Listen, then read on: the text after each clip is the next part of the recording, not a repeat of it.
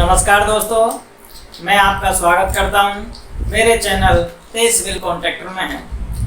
आज हम एक नए टॉपिक पर बात करेंगे और ये टॉपिक है टाइल की रेट कैसे देते हैं या टाइल लगाने की रेट कैसे लेते हैं। दोस्तों, बहुत से लोगों ने मेरे से क्वेश्चन किया कि आप टाइल लगाने की रेट बताइए, तो मैं आपको बताता हूँ कि टाइल किस रेट में काम लेना चाहिए।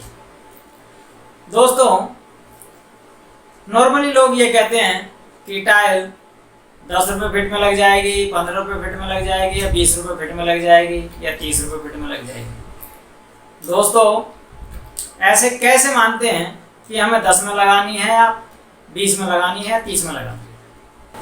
दोस्तों, इसका एक तरीका है।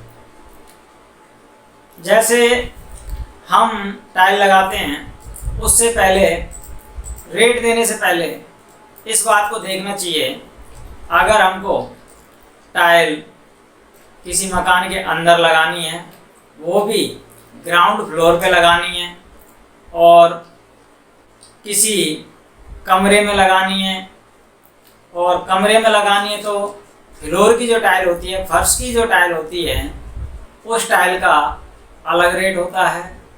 और अगर वही टाइल दीवार में लगानी है तो उसका रेट अलग होता है।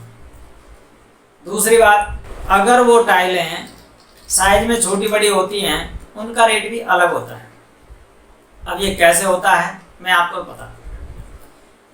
दोस्तों, अगर 1x1 की टाइल अगर फर्श में लगाई जाए या 2x2 की टाइल फर्श में लगाई जाए तो उसकी रेट तकरीबन सेम होती है, और इसकी रेट मेरे हिसाब से 20 रुपये के लमसम लेनी चाहिए, क्योंकि 20 रुपये से नीचे ठेकेदार को पड़ता नहीं खाता है।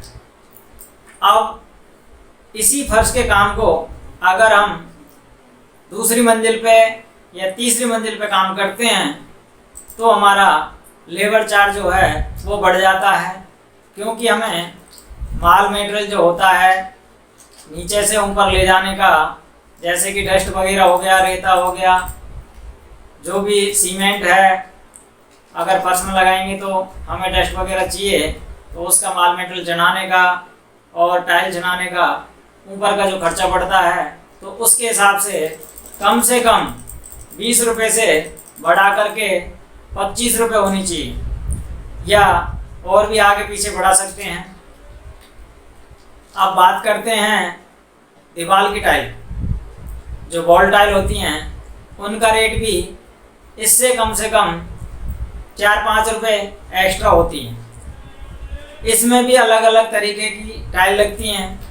जैसे कि अगर किसी आपके प्लेन दीवार है और उस पर टाइल लगानी है तो उसकी रेट अलग होती है, और अगर जैसे किचन में छोटी सी जगह होती है, किचन में कहीं पे 2 फीट टाइल लगती है, कहीं पे 3 फीट लगती है, और छोटी छोटी कटिंग पीस ज़्यादा आते हैं, और कम जो जगह में टाइल लगाते हैं उसकी रेटें अलग होती है। ऐसे ही दोस्तों, अगर यही टाइल ऊपर के फ्लोरों में लगाई जाए, जैसे 2 मंजिल, 3 मंजिल या 4 मंजिल, उसके ऊपर लगाई जाए, उसकी रेटें अलग होती हैं। तो दोस्तों, इस तरीके से टाइल की रेट लगानी चाहिए कि हमें घाटा ना हो। और टाइल, इसका एक तरीका और है, अगर आप बढ़िया टाइल लगाते हो तो अच्छी रेट लें। अगर आप सही तरीके से टाइल नहीं लगाते हो तो टाइल में रेट में कंप्रोमाइज़ कर सकते हो, लेकिन मेरा मानना है अगर सही तरीके से आप काम करोगे तो आपको आगे चल के काम की कमी नहीं होगी और रेट भी ठीक ठाक मिल जाएगी। लेकिन आपका काम क्वालिटी का होना चाहिए, अन्यथा आपको दोबारा कोई काम नहीं देगा। अगर दोस्तों आपको मेरी वीडियो अच्छी लगी हो तो आप लाइक करें, शेयर करें और सब्सक्राइब करें। थैंक यू दोस्तों।